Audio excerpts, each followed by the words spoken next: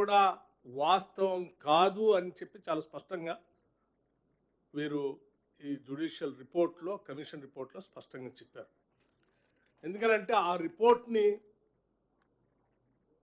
ఆనాటి ముఖ్యమంత్రి గారు పరిగణలో తీసుకోకుండా ఆయన స్వంత నిర్ణయంగా మాత్రమే నిర్ణయం తీసుకున్నారు. కానీ ఆ ఎక్స్పర్ట్స్ కమిటీ ఇచ్చినటువంటి రిపోర్ట్ ఆధారంగా తీసుకున్న నిర్ణయం కాదని చాలా స్పష్టంగా ఈ కమిషన్ రిపోర్ట్లో కూడా చెప్పారు. అంటే ఆనాడు వారు సొంతగా నిర్ణయం తీసుకోవటమే కాకుండా ఆనాటి శాసనసభను కూడా తప్పుదోవ పట్టించారు. ప్రభుత్వం మరియు అప్పటి ముఖ్యమంత్రిగా శ్రీ కె చంద్రశేఖరరావు మరియు అప్పటి నీటిపారుదల శాఖ మంత్రిగా శ్రీ టి హరీష్ రావు ఉద్దేశపూర్వకంగా నిపుణుల కమిటీ నివేదికను పరిగణించలేదు.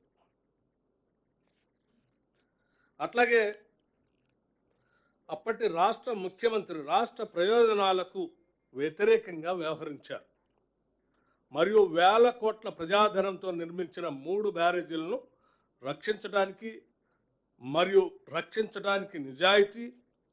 నిజాయితీ మరియు మనస్సాక్షి లేని మనసు కలిగిన మనిషిగా ఉన్నారు.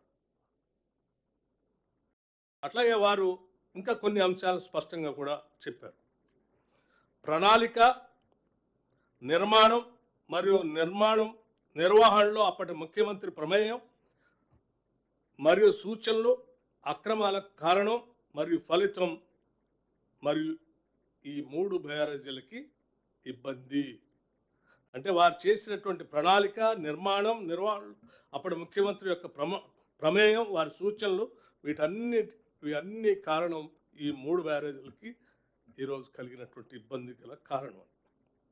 అట్లాగే తెలంగాణ రాష్ట్రం ఏర్పడి నుంచి 2/6/2014 1/3/2016 వరకు ఈ 3 బ్యారేజీల నిర్మాణ పరిపాలన అనుమతులు మంజూరు చేసిన తేదీ డాక్టర్ బాబాసాహెబ్ అంబేద్కర్ ప్రాణేత చేవెళ్ల సుజల స్రవంతి ప్రాజెక్టు యొక్క పునర్నిర్మాణంలో భాగంగా కాళేశ్వరం ప్రాజెక్టు భావన దశ నుండి మరియు ఈ 3 బ్యారేజీల నిర్మాణాన్ని చేపట్టడం కేవలం అప్పటి ముఖ్యమంత్రి యొక్క ఏకైక నిర్ణయం అని చాలా స్పష్టంగా చెప్పారు.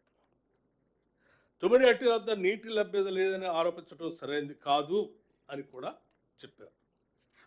అట్లాగే మరొక ముఖ్యమైనటువంటి అంశం ఏంటంటే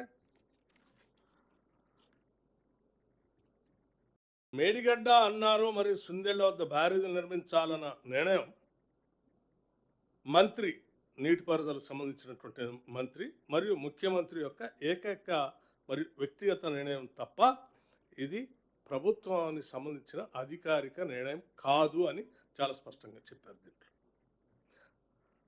కావాలంటే పేజ్ నెంబర్ 130, 567లో కూడా దీన్ని మెన్షన్ చేశారు. అట్లాగే కొత్తగా ఏర్పడిన రాష్ట్రం యొక్క ఆనాడు ఆర్థిక మంత్రిగా ఉన్నటువంటి పెద్ద మనిషి కూడా క్యాబినెట్ సబ్ కమిటీ తీసుకున్న నిర్ణయాన్ని క్యాబినెట్లో అప్రూవ్ అయింది అని చెప్పినటువంటి విధానం కూడా కరెక్ట్ కాదు. ఎందుకంటే క్యాబినెట్ అప్రూవ్ జరగలేదు. ఆయన కూడా తప్పుగా ఈ కమిషన్కి రిపోర్ట్ చేశాడని చెప్పారు.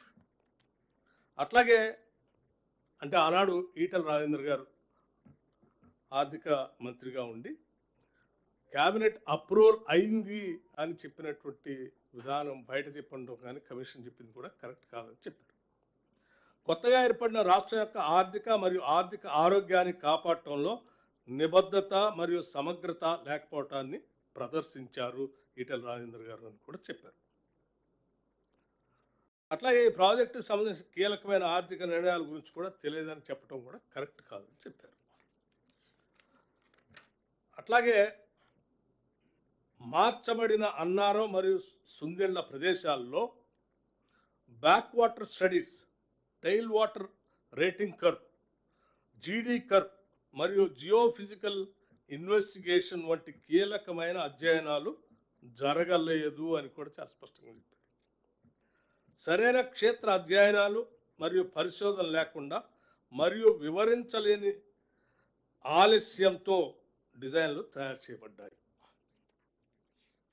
ఈ రకంగా ప్రతి అంశంలో ఆనాటి ముఖ్యమంత్రి గారి ఏకైక నిర్ణయమని, దీనికి క్యాబినెట్ అప్రూవల్ లేదని, అట్లాగే మార్చటానికి అక్కడ నీటి